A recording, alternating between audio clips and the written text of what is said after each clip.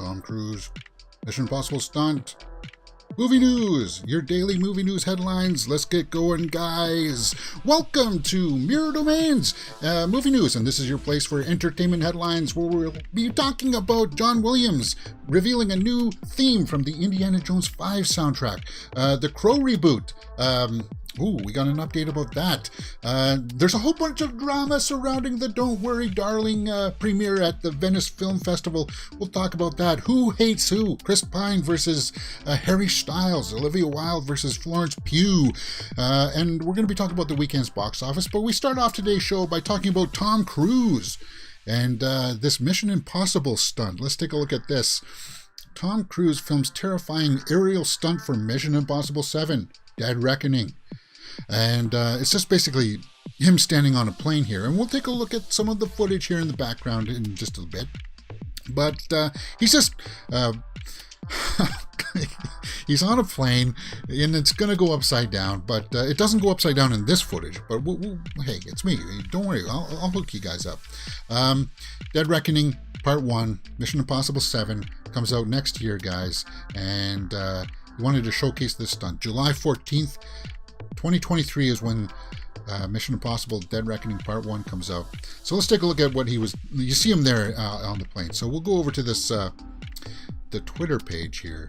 And I'm going to hit play on it, but I'm not going to put the sound on because it's very hard to hear because of the wind. I had to actually boost the audio up to like 35 on my TV just to hear it, a little bit of it. But as it pans out, you can see that it's him on the plane. And basically he's introing the stunt here, right? He's trying to show that it's real. And my God, Tom, I don't know how this is going to work in. But then another plane flies up, and I'll leave it for you guys to check it out. But this is the director, Chris McQuarrie. He's in the back seat here, so he's not flying it because you can see there's another dude there. But they're talking to each other over their mics and stuff, but it's really hard to hear because of the wind. And I recommend that you listen to it on a headset of some kind. They do try to boost the actual audio of them talking, but you gotta boost it way up. And Tom Cruise, always the showman, always the showman. He's just, setting this stunt up. He's talking about it, and you can tell that it's really him doing it. Man, this guy. This is why I like Tom Cruise, because he'll put it all on the line for the sake of the shot, for the sake of for us entertainment, and maybe it does. It's not maybe. It does pay off on the big screen. So it's just like, wow, man. It's crazy. It's absolutely crazy. Tom Cruise, you got to take your hats off. He flies like this stuff. Oh my God. It's just like, oh my God, Tom. Wow. Every time he does something like that, you got to realize that like the insurance people are just like, ooh, oh my God. Oh my God. What's going on here? But yeah, I'm just, some of the freeze frames of this is just, wow. Tom Cruise, he's always going to bring it. And then, you didn't see this part, but it definitely does flip over where he's going to be hanging upside down. Oh my God. Wow. Tom Cruise, Mission Impossible stunt, guys. Huge stunt, huge. I mean, come on. You can't just, he's doing, that's him. It's him. And he's doing it. And it's just like one slip though, man. Oof. One of those harnesses breaks. Like, I'm sure he's got his hands locked on there somehow. But man, oh man. And it does pay off on the big screen. And it totally does. Because we know that it's him doing the stunt. And it's just like, wow. What do you guys think? What a way to start off this week here in the realm of movie news. What do you guys think? Let me know in the comments below. All right, with that being said, guys, it's Tuesday. It's not Monday, but it's still time to talk about the weekend's box office report because Tom Cruise not only soars there in that stunt, he soars to the top of the box office. So this is the 2-day numbers here, guys. This is from the 2nd to the 4th. But because it's a long weekend here in the North Americas, we'll take a look at the full 3-day weekend. And I got to tell you this, one little caveat here. If I did this yesterday, It actually showed that Spider-Man No Way Home was number one. And I was like, wow, that's crazy. And because now we have had that extra day now to absorb some of these numbers, it's Top Gun that is number one again. Oh my God. Wow. So we'll take a look at some of these numbers here. Let me go through them. Number one is Top Gun Maverick. Number two is Bullet Train. Number three is Spider-Man No Way Home re-release, the more fun version. Number four is DC League of Super Pets. And number five is The Invitation. And then Jaws re-release, that IMAX release, was down in the 8th spot with 3.3 million. That's a nice haul. Can't complain about that. That is a very nice haul. But Spider-Man No Way Home, it was going to be number one, but because of the numbers, Top Gun Maverick is the number one spot. So domestically, it's grossed 701.2 million domestically, 740 internationally. So 1.44 billion worldwide for Top Gun Maverick. And I got to tell you this, I'm watching some of the, YouTube reactors react to it, and they're just having the same response that I had in the theaters. It's like, wow, I can't believe that this, because we knew that the flight sequences were going to be cool, and they are, and it's totally worthwhile seeing on the big screen, but it's also got like heart to it. It's got character to it, that you want to see what happens between Maverick and Goose's son, played by Miles Teller. You want to see what happened. Whatever happened to him in Iceman, right? And we get to see some of those loose ends get tied up. And it's really, it's got to be one of the better movies of the year, and it's well deserved. So it's back at the number one spot, and that's cool. Bullet Train, number two. So yeah, and this is just the fallout of movies being pushed around from visual effects reasons, like and just leaving August barren for new releases. Beast and The Invitation were the last two major releases. And so you can see where they're sitting. So let's take a look at the Spider-Man. Let's take a look at the Spider-Man No Way Home re-release. So this is only the re-release numbers: 6.5 domestically, 2.6 internationally, only 9.1. Yesterday I thought it was saying 10 million. So some numbers maybe got a little bit over exaggerated, but this number will get lumped into the big numbers for Spider-Man No Way Home, the so-called re-release with the extra footage and the extra bonus scene at the end, the new end credit scene. People just wanted to go out and see something big, and they did. So Top Gun Maverick, 7.9 in the first spot. So yeah, you can see that these numbers here are pretty low for the weekend's box office numbers. It's not too much there, guys. Not too much, but so you got two superhero releases there, and then top five, DC Super Pets and Spider-Man. Jaws. Oh man, I've got like the pseudo IMAX. It's not real IMAX. They give you these glasses to make it look like the screen is a little bit bigger than it is, but it's like it's a mock-up. I'd have to drive an hour to get to an actual real IMAX, and I would go see Jaws in the IMAX, but I don't know if the hour drive is worth it in traffic. But anyway, those are the weekend's box office numbers, guys. It's not too much. I just wanted to leave it for today to make sure that we got to it and see what changed and what didn't. All right, guys, if you didn't know what we do here, please, if you enjoy these stories, we go through them rather fast. Hit that thumbs up button and subscribe. We do a daily movie news show, 12 p.m. Eastern, Monday to Friday, and there are all my social media handles you can follow. We do the pre-show on Instagram, and we do the post-show on Facebook Live. Just about 2 or 3 minutes after the main show, we do the post show where I talk about things and how things went. And other things that you can find here on the channel are She-Hulk, full series watch along videos. It's been a lot of fun for me. And House of the Dragon, we just did that yesterday. Episode 3 is so awesome. I'm loving it every episode. It's really well done. And on Fridays, we do Rings of Power. And all of these shows will be 1:30 p.m. Eastern, guys. 1:30 p.m. Eastern. And we'll be looking forward to episode 3 for Rings of Power this Friday. They're full live watch-alongs. It's live, guys, so you guys can participate. And, of course, on Saturdays, we do the Horror Weekly Roundup. where we talk about all the big movie news headlines that for the horror genre during the week that have come out. And yeah, because that's my bag. That's what I like to talk about. And of course, we do the movie news show here that we're doing today. So hopefully you'll find something there that you like, and subscribe to the channel. And as I said, I give it to you guys straight. I don't give you a whole lot of fluff. I try not to.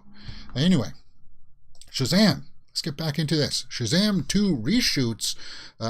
There's been a couple of Shazam headlines today. Shazam 2 director addresses reshoot rumors.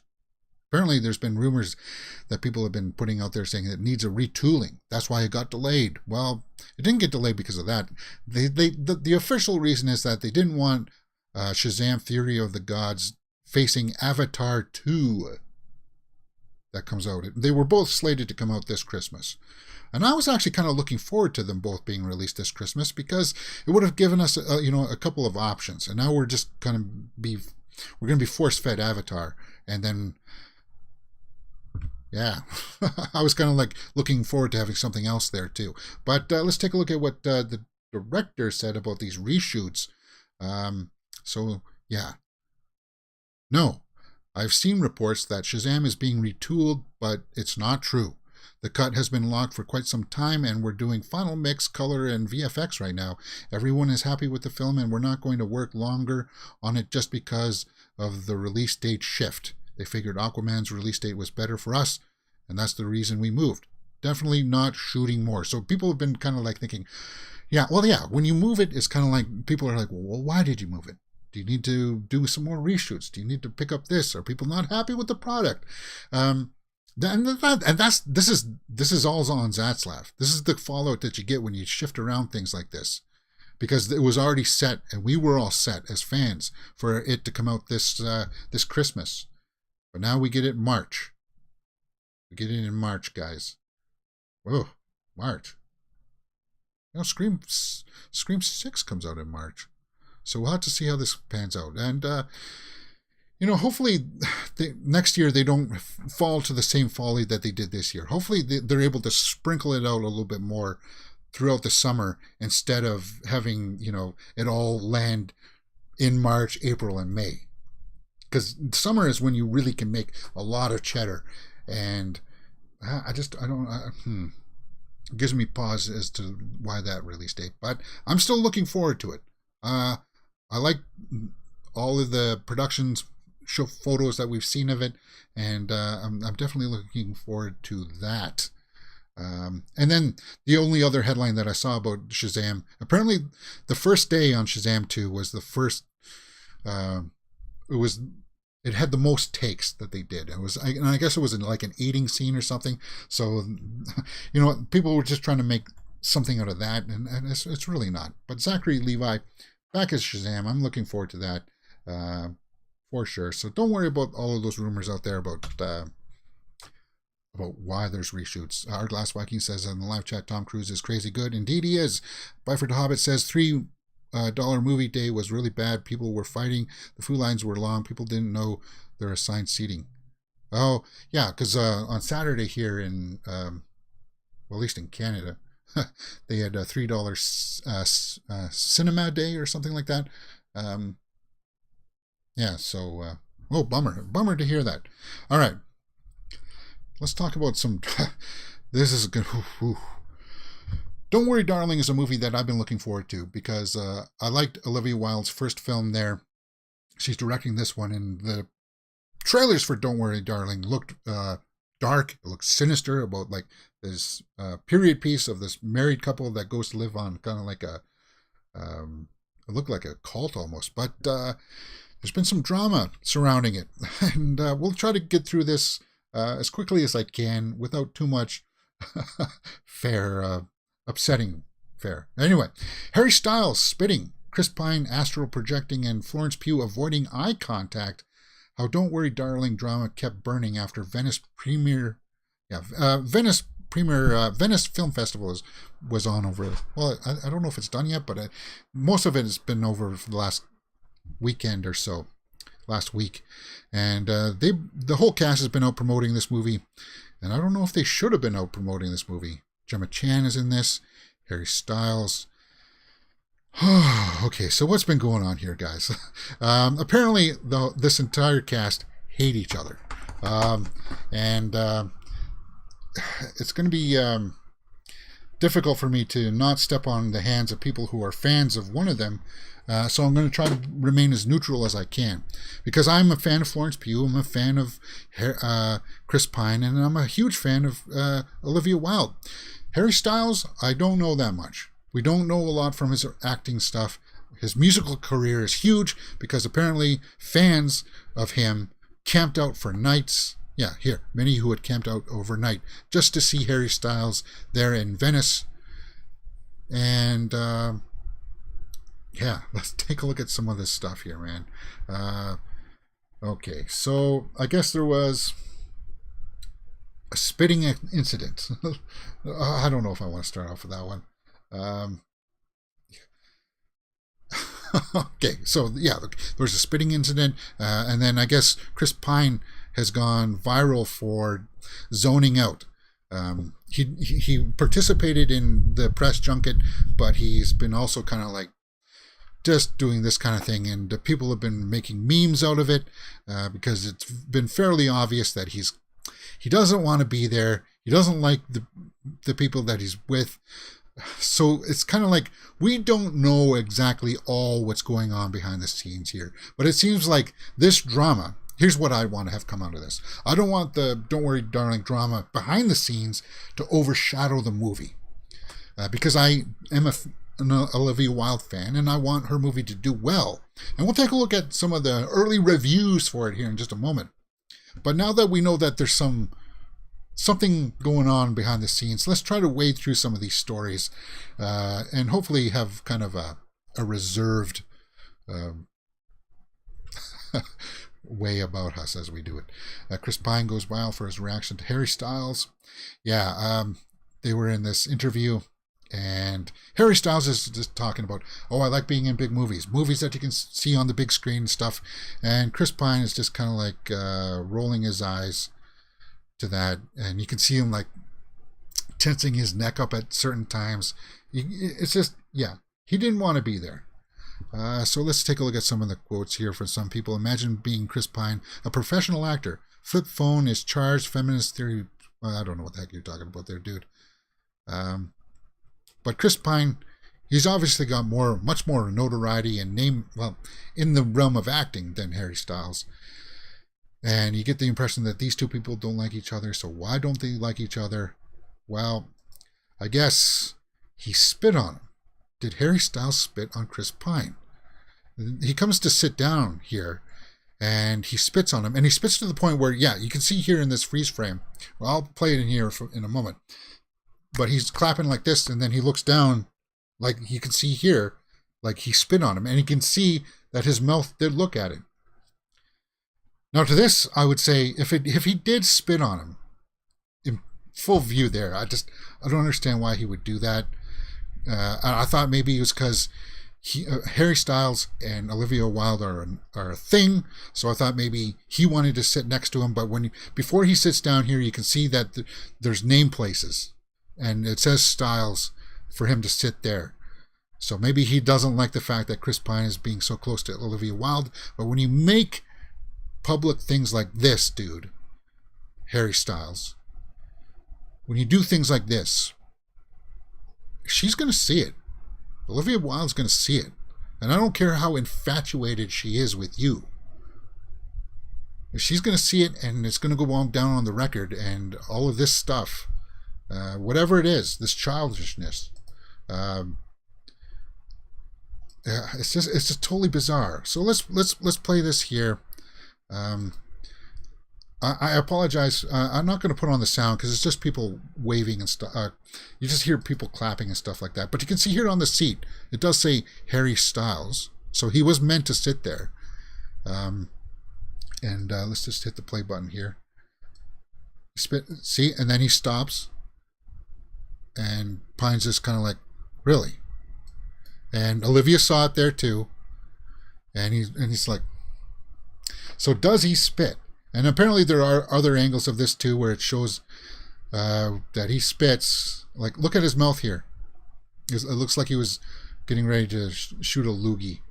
So, yeah, and he's definitely looking down at something there. Something hit him. It's just, dude. Yeah, you hate each other, and you got to do these press junkets. It's only for a short while now because the movie comes out in a little bit. But, dude, man, I don't know that much about Harry Styles, but this doesn't look good for you. And people have been asking for him to clarify stuff. And we hear that, yeah, he wants to take a break from acting.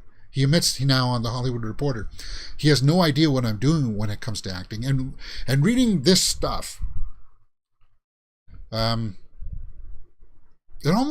get the impression from reading what Harry Styles is talking about that he was kind of pushed into acting. He didn't want, yeah, you're a performer, you're a singer on stage, and you do stuff like music videos and stuff, and people will say, well, make the jump to acting then. And I get the impression he was kind of like pushed into it, and he doesn't really, he's not on board, his heart's not there.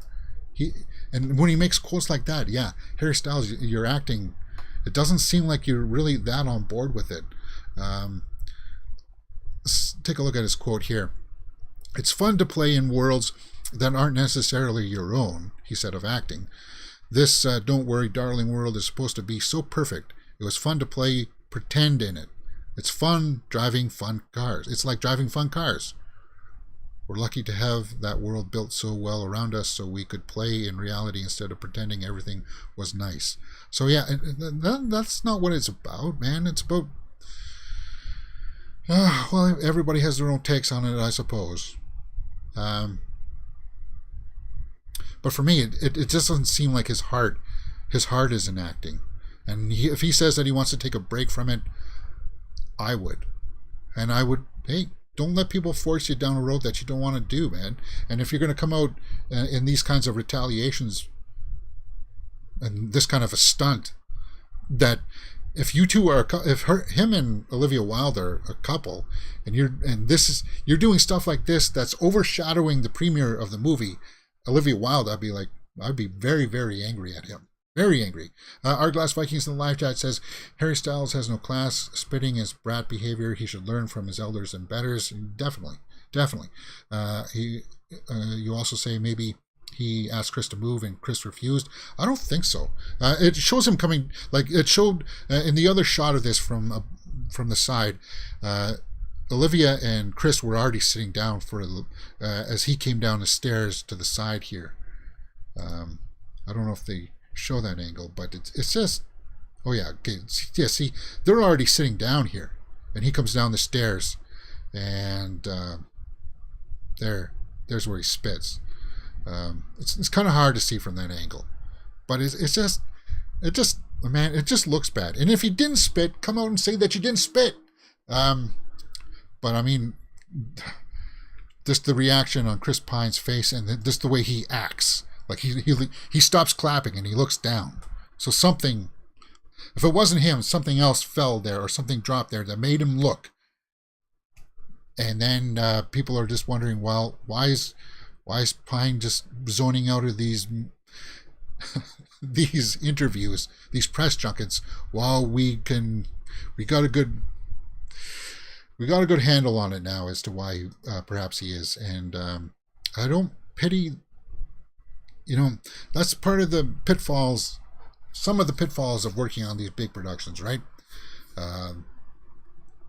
But as a professional, you still got to push through it, and because you signed up to commit to these. Not only when you sign up to the star in the film, you sign up to do the press tours. Unless you're Jonah Hill, who says he won't do it anymore, and we'll see how many jobs he has after this. And then there's just some minor debacle. I guess Florence Pugh was late to the premiere, and I guess she didn't want to have any kind of eye contact with Olivia Wilde. So and everybody should be talking about the movie. Everybody should be talking about what they thought about it, right? The reviews say that Pugh is great. Yeah, so the performance by Florence Pugh is great, but little else. So yeah, there's been some mixed reviews to it. It's not been all lovely things, but as a film, I'm still excited for it. So yeah, everybody's been coming out with their reviews. So let's take a look at the tomato meter. What's the tomato meter at? Ooh, oh, 46%. That's not good. Let me just hit the refresh button here to see if anything's been updated. It's only 24 reviews though, guys. 24 reviews for Don't Worry Darling. So the initial impressions of it are that Florence Pugh was great in it.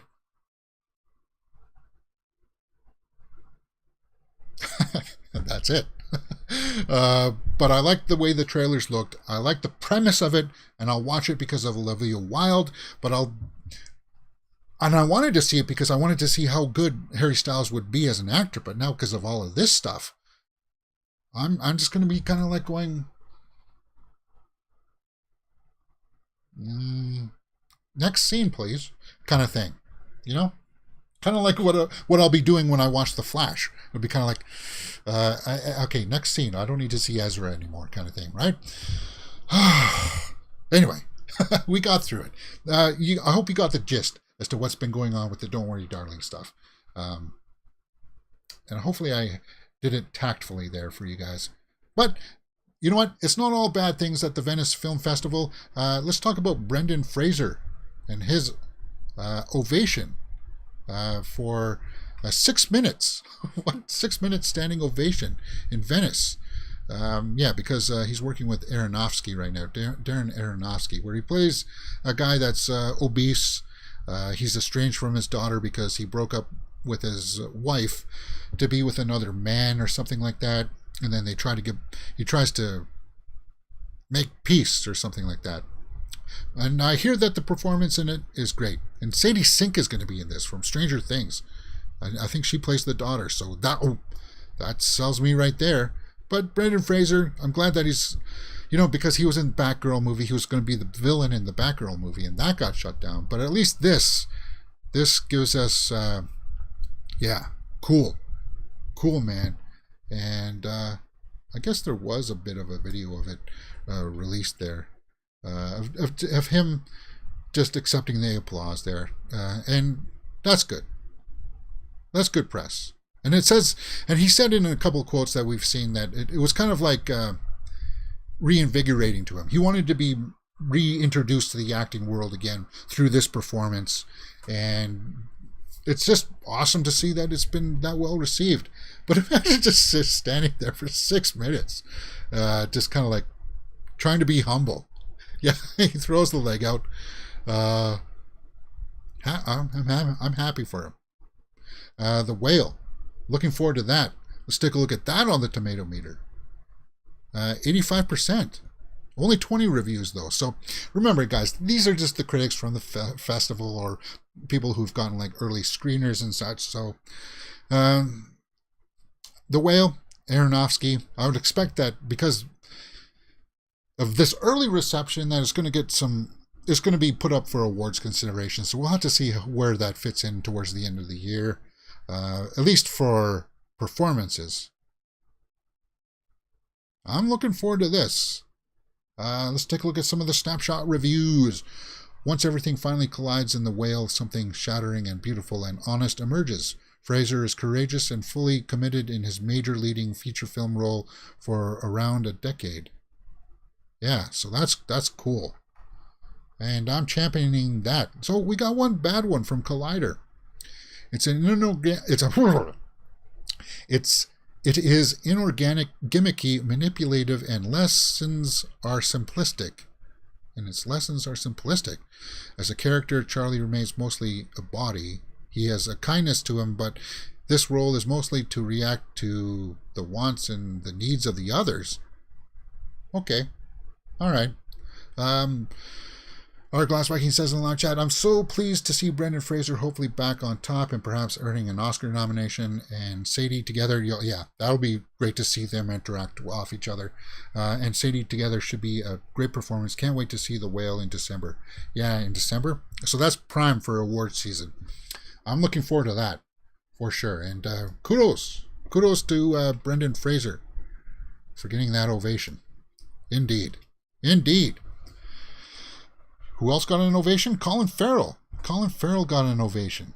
And I'm not going to boast about these ovations because they said even Don't Worry Darling got an ovation. And yeah, if Don't Worry Darling got an ovation, did we take a look at the snapshots for that? Don't Worry Darling, did we take a look at that?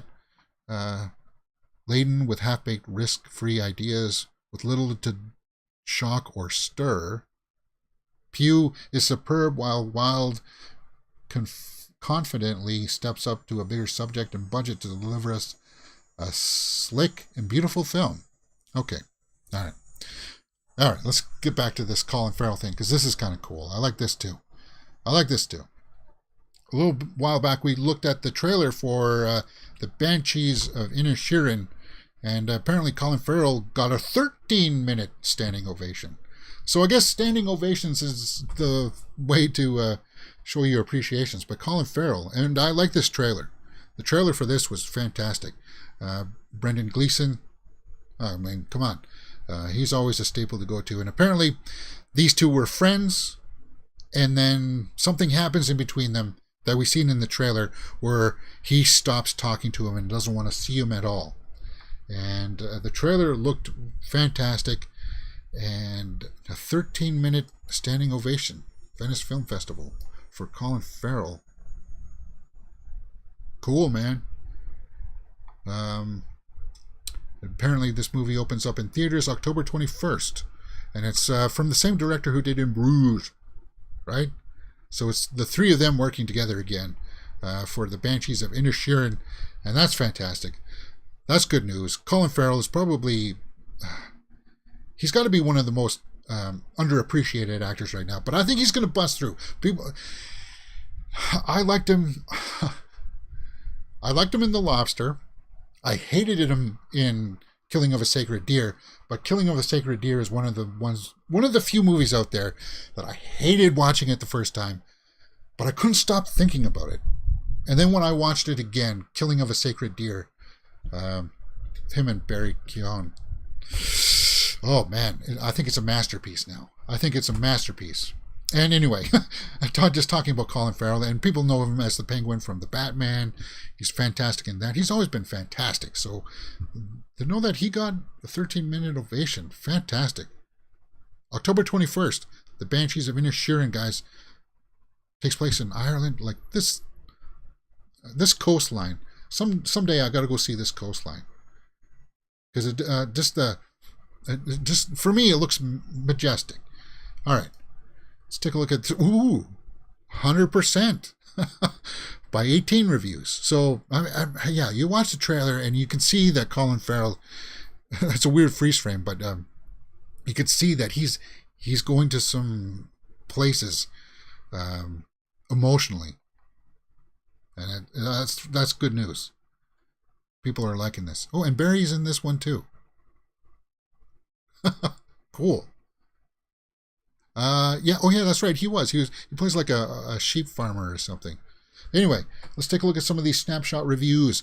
Another great feel-bad treat from Martin McDonagh, featuring one of Colin Farrell's best performances yet as guy trying to deal with the fallout of a falling out. Okay. Well, yeah, we've seen that in the trailer. A simple and diabolical tale of a friendship's end shot through with bristling humor and sudden moments of startling violence. Startling violence? A friendship's end shot through. Huh. You'd be most welcome in Ireland. Oh, thanks, Artglass. Thanks. Artglass Vikings also says, wow, Colin, that was unexpected. He was great in saving Mr. Banks. Yeah, oh yeah. He was good in that too. Very good. He played the father, right, who was suffering from alcoholism. But yeah, as you can see, there's going to be no bad reviews here. And the Banshees of Inisherin seems to be a mad meditation on the topsy-turvy nature of our unpredictable world, our unreasonable times, how civility has expired, and how there are no winners in war. Yeah, because these two were friends, and now they're not friends, because something happens. Oh, yeah, I'm looking forward to that. I really am. So between Brendan Fraser and Colin Farrell, Not all's bad in Venice, guys. Not all is bad. So we'll have to see how that pans out. And October 21st for the Colin Farrell film, and the December for The Whale and Brendan Fraser. Looking forward to that. And then Don't Worry Darling comes out here later in September 23rd, I believe. And I'll be doing a full live out of the theater reaction for that one for sure. All right. Let's move on to a better subject that I like to talk about. The Crow reboot. The Crow reboot to film at new production facility. Cool. New production facility. So Rupert Sanders reimagining. Rupert Sanders is the director of this version. And we know that Bill Skarsgård, Pennywise, is going to be playing Eric Draven there. The new Crow. And I guess they're going to have a new production facility that's just 30 miles west of Munich. Cool. So that's really, so they're hopefully they'll have all the bugs ironed out by the time they get there. But studios for the most part are just big warehouses, and then they have to migrate all of the equipment in and stuff, right? So that's nice. Anyway, The Crow will be the first major international production to film at the newly opened Penzing Studios, a backlot recently opened in a former Air Force base. Oh, okay, well, there you go. As I said, it's usually big warehouses, but okay, an Air Force base also works. In Penzing, 30 miles west of Munich, for The Crow, which will also have location shoots in Prague and Munich. Okay. The production will also carry out the majority of its digital asset creation and VFX work in Bavaria, in Germany.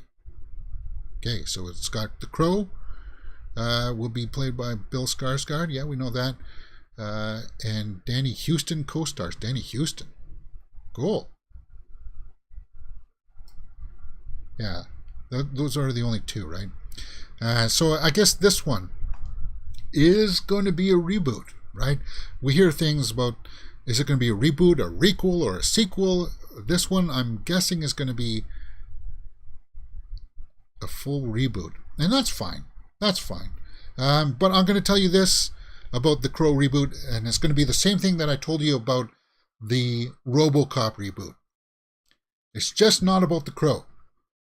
People didn't go see it just because of Brandon Lee as the Crow, right? That was kind of like the hook to get you in. But what also sold that movie, what made it so fantastic, was the chorus around him, the bad guys. You got to get the bad guys right, because it was Skank, T-Bird, and Top Dollar that filled out that world and made it colorful. And that's something that the RoboCop reboot missed. They didn't want to have somebody in there like a Clarence Bodiger, Emile and that crew. They didn't have that colorfulness around it, and I hope the Crow reboot gets that right, because when you watch the Crow now, and Skank, my God, you watch it and it's just like what these guys were doing. It's just kind of like, yeah, he's complaining about stuff, and We ought to just videotape this, play it back in slow motion. Oh yeah, Tony Todd was in it. Yeah, so yes, fire it up, fire. Yeah, come on. I mean, that was so great about the Crow, is that the bad guys were cool, and I hope that the reboot recognizes that and it gets that part right. That's what I want. Because I think Bill Skarsgård as the Crow is going to work out great. Germany is the right Gothic center to shoot the Crow, our Glass Viking says in the live chat. Yeah, they definitely do have the architecture for it. Devil's Night. Can't wait. Hopefully that comes out next year around Halloween, because that'll be a good time to release the Crow, because that's when the first one took place, right? All right. What do you guys think about that? Hopefully we'll get a release date soon on that, and more casting news. So the Crow reboot is happening. Indiana Jones 5 is happening. It's slated to be released next year. They've been shooting it. And John Williams has debuted the new Indiana Jones 5 theme for Phoebe Waller-Bridge's Adventures. Okay. So Phoebe Waller-Bridge gets her own theme. And I guess he debuted this at the Hollywood Bowl. And, well, guys, because it's music, I can't play it for you. I did listen to it. I think it's called, like, what, the Hannah theme or something? Whoop. Thought I pulled that up, James. I guess I didn't. Anyway, yeah, Helen's theme. Helena's theme. Not Helen. Helena is played by Phoebe Waller-Bridge. And I got to tell you that it's a very, very John Williams. It's not an over-the-top piece. Expect something a little bit slower, a little bit more like the Marion. No, yeah, it's a little bit like the Marion theme. It's that slower piece. It's not like the loud, bombastic kind of thing. But apparently Indiana Jones 5 could be John Williams' final score. I guess it's cool though that he's still doing the Hollywood Bowl thing. That's awesome. And if you want to check it out, go listen to it if you're interested in hearing new music from John Williams. I'm sure that all John Williams fans out there will want to hear it from Indiana Jones 5. Who knows how big of a role it'll play in it, but the ending is very John Williams. And what I mean by that is that you get hints of it, like, oh, that could be from Jaws. Oh, that could be from Star Wars. And it's just kind of like, oh, like he adds in those signature flares that he uses. So yeah, that'll be cool. Indiana Jones 5 next summer, guys. Next summer is the release date for Indiana Jones 5. June 30th, 2023, Indiana Jones 5. I think it's got to be almost done now. Filming. Mads Mikkelsen is the bad guy. Is it about time travel? Who knows? But if you want to listen to a new track, a new cut from the Indy 5 soundtrack, go check that out from John Williams. I thought it was pretty cool. Arglass Viking says the new Crow soundtrack will be interesting. The first soundtrack is a good listen. Yeah, oh yeah. The first soundtrack is great. It was put together by Trent Reznor, right? He put that together. In fact, I think that was probably one of Trent's first forays into dealing with movie soundtracks, because he handpicked a lot of the songs on there. Stone Temple Pilots. Oh yeah, it was good soundtrack. Where are we at? Vanessa, Deadpool 3. Marina Baccarin has no idea if Vanessa returns in Deadpool 3. Well, I hope she does, because I like her a lot. I think she's a good actress, and I like the chemistry between her and Ryan Reynolds. And I felt like that's the heart of his character, right? He always wants to be with her. I would imagine that she's going to be in it. But we got some quotes here that came out the other day, and let me just read to you what she said to the direct via Dragon Con. From the lips of to God's ears, I have no idea. They're writing the script right now. I'm usually the last to find out anything. I wish I had information I could give you, but I really don't. But it'd be great. And then she continued, apparently they're still writing it. I genuinely don't know. I have not been asked or approached. There's been no conversations yet, so I'm waiting with bated breath. Yeah, they're writing the script right now. And we know that Deadpool 3 will be the first one under the Disney-helmed Deadpool series. And it's supposed to be rated R, so don't worry about that, guys. It's still going to be having that crass humor to it that we all fell in love with the first installment. And as I said, it's their relationship that's the heart. So I imagine that to just completely write her out would be weird. But that's what I want to see. Yeah, that scene with Ryan and Vanessa in the afterlife was so moving, with Ara's take on Me Unplugged playing.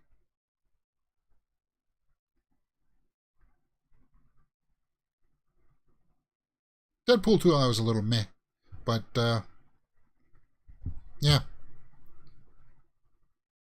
Yeah. And I like Marina. Now, a lot of people liked her from Firefly, but I really liked her on Gotham.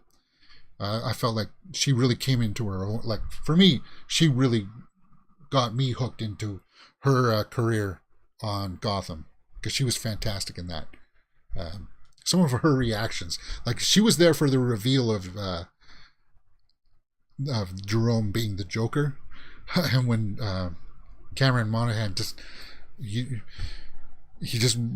don't know what character he's playing, but then he starts laughing, and her reaction to it is just, that dude, Cameron Monaghan, he was fantastic on Gotham. Made it, for the most part, for a lot of people, the only reason worthwhile watching. All right, with that being said, let's move on. Predator Prey, guys. Predator Prey 2. Predator fans haven't thought of the best Prey 2 idea yet, teases the director, or the director teases. Now, if you don't know, we've done a full live watch-along of Predator Prey that's doing fairly well on the channel. I think it's over 2,000 views now. People are really liking it. So that's cool, because it is going to be one of my favorite films of the year. And because I like Naru. Naru is one of my favorite characters. But let's take a look at the quote here. And this is slightly spoilers, because this happens during the credits. We see that more alien ships arrive. But let's take a look at from Dan Trachtenberg, the director. It says this quote. Who is he talking with here? Prey director continued on the franchise, speaking on a podcast for Radio 1 Screen Time. Okay, so this is what he said. I would like to be involved, and I think there's several really cool things to do next, and it would be interesting to embark on a few different things rather than, and I think then some of the more exciting ideas are ones that people aren't considering. You know? Just as this movie was like, I can't believe they haven't made this yet, there are a few other ideas out there for me that are like, oh, they haven't done this yet, this would be cool. So yeah, that moment of inspiration may have already been had. What? So basically that's nothing. He didn't say too much there. But I'm guessing it's going to be along the same lines as what everybody else has been thinking. It doesn't have to be in this time frame. We can do samurai and ninjas facing off against a predator. We can do that. We can do, well, I guess they sort of already did the Wild West here. But they could do Roman times? Ooh. A predator against Spartans. That would be cool to see too. You know, you're just messing around with the timelines and stuff, right? So yeah, there are different ideas. Eventually, though, I'd like to go take it back to the future and see what's going on with the modern timeline.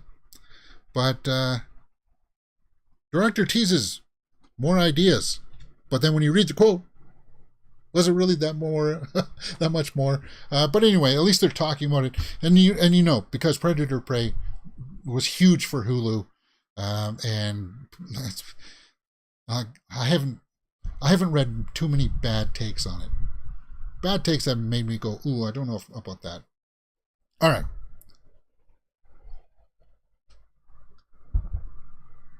Two more topics here, and then it's not listed there, but it's in the description, guys. Let's take a look at Ashoka filming update given by Rosario Dawson. This has to be some of the best fan casting ever, right? Because the producers heard that we wanted Rosario to play her, and every time I look at her, it's just like, it's perfect. It is perfect, and she's an actress that could transform herself into this role.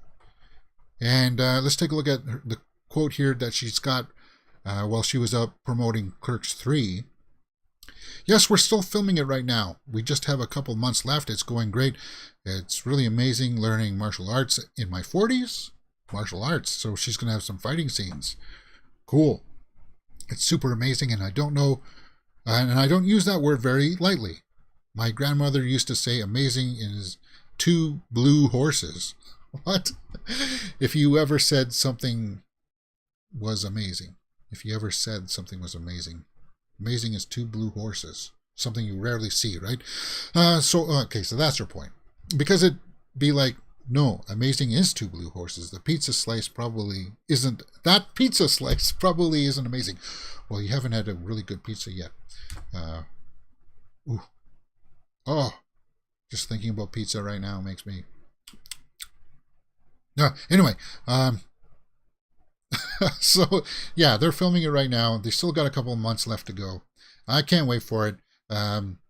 Whenever she showed up, like in Book of Boba Fett or Mandalorian, I thought she was fantastic. So that's a quick update. They're still filming it. A couple months left. No official release date, but it's expected sometime next year. And that's fine by me. That's fine by me. Because we still got a lot of shows that we're going through. And Andor comes out in a couple weeks. So we'll be doing full live watch-alongs for that too. Pinocchio. Whole new list of Pinocchio. Live action. Well, with a CG Pinocchio. But it's got Tom Hanks. Got some new images out. And was it Gordon Levitt? Joseph Gordon-Levitt is playing Jiminy the Cricket there. So we actually get to see him in action here. And he does look more like the traditional Pinocchio that we know from the cartoon. And yeah, Tom Hanks is Geppetto. Actually, he looks pretty good there. Tom Hanks always brings it though. So, even in films that don't do well, he's always bringing it his all. And I guess this is the merchant guy that betrays him, right, and sells him. Turns the rest of the boys into donkeys. You can see one of them's got long ears there. It's kind of dark there. You can't really see too much, right? Whoops. There's the blue fairy. I think that looks good. And we've seen that one. That's the most common. That was like one of the first ones they released. Okay. So there's a few new images of Pinocchio. And I'll tell you this straight up. This one will have the music in it. This will have all the songs in it that you recognize from the Disney version. But out of the two Pinocchios that that we're going to see this year, I think I'm looking more forward to the Guillermo del Toro version, the stop motion version, because that one looks really weird, and I like weird every now and then. I do. All right, so those are all the big movie news headlines for today, guys. Let's go over and take a look at the not the tomato meter. I'm just going to refresh the Twitter page and see if I missed any of the trending headlines that I missed. If you guys want to comment on any of these things, let me know in the comments below. If you watch it, hey, it is what it is. Sometimes a lot of people just don't pay attention to what's been going on. Let's just see what's been going on in the big realm out there. I'm sure everybody's going to be talking about Don't Worry, Darling. Rings of Power opened up big. Yeah, and Rings of Power opened pretty big. And House of Dragon, it's been crushing it.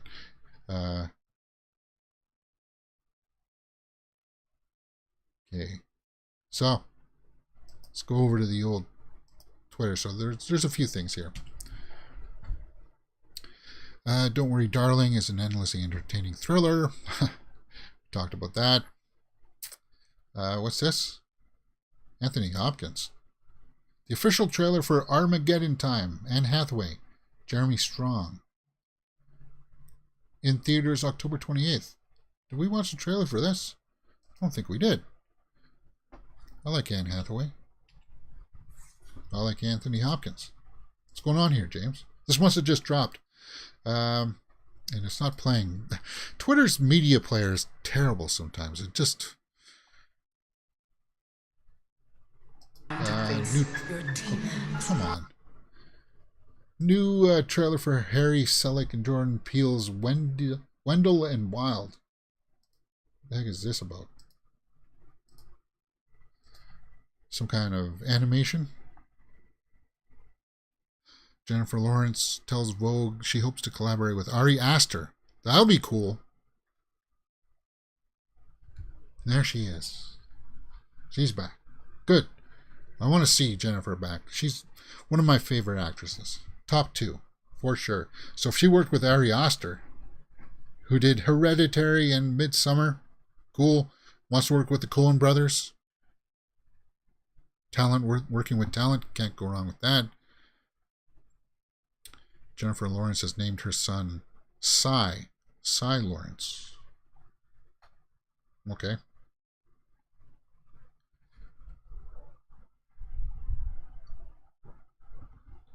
This is cool. Brian Tyree Henry and Jennifer Lawrence in Causeway coming November. I just championed Brian Tyree Henry in Bullet Train. He was one of the guys in Bullet Train, which really caught my eye as one of the standout performances. And he's going to be with Jennifer Lawrence. That's cool.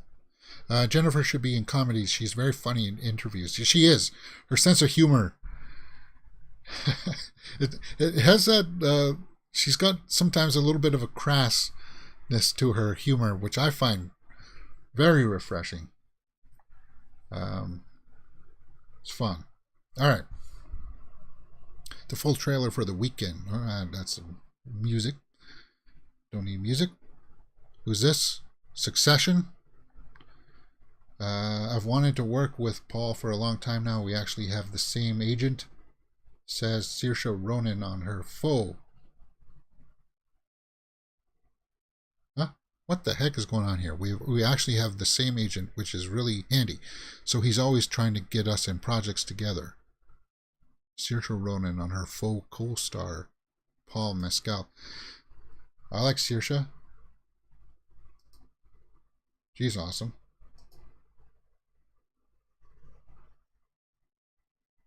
What's this? Harry Styles and Nick Kroll during the standing ovation for Don't Worry Darling.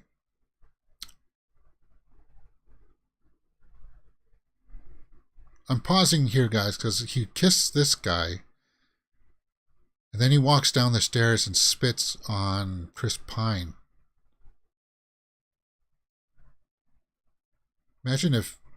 I don't know what's going on. Oh, man. Yeah. I still want to see Don't Worry Darling, so I'm not going to... Maybe I won't pay attention to that stuff too much more. I just... Because it bums me out. And then, yeah, Florence Pugh, always looking ravishing. Interesting dress. Yeah.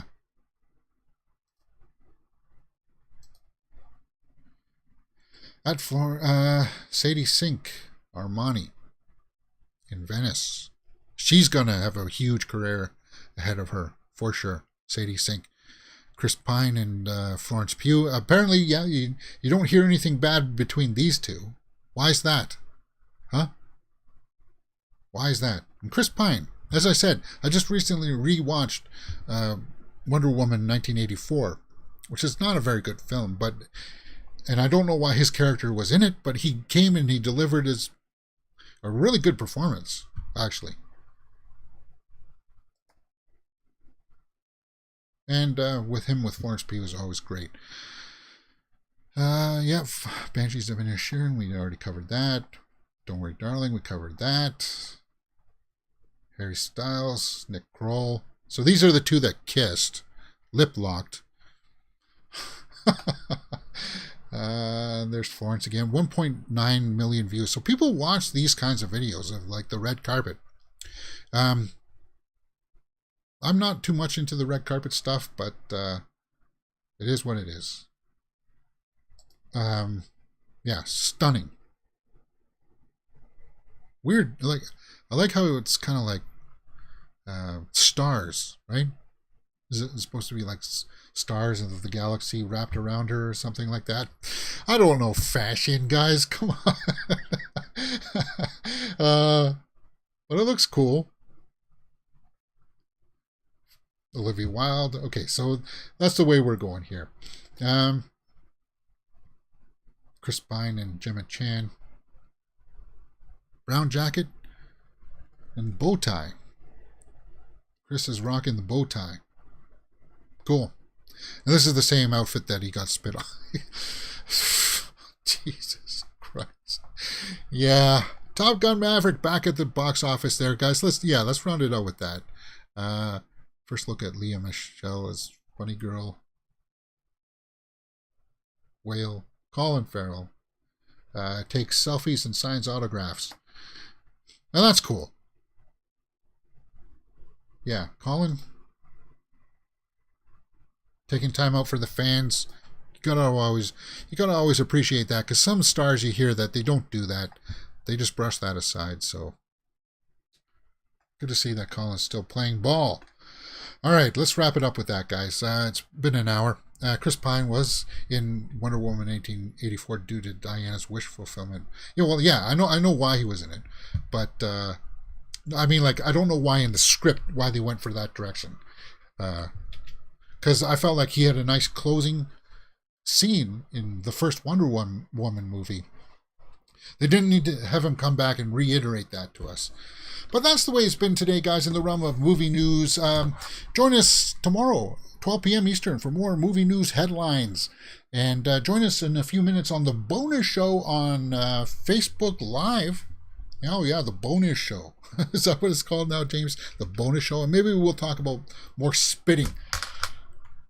Actors' bad behaviors. Stuff like that. Who knows? All right, guys. See you tomorrow for more movie news. And hit that thumbs up button, guys. It helps out the algorithm. I know.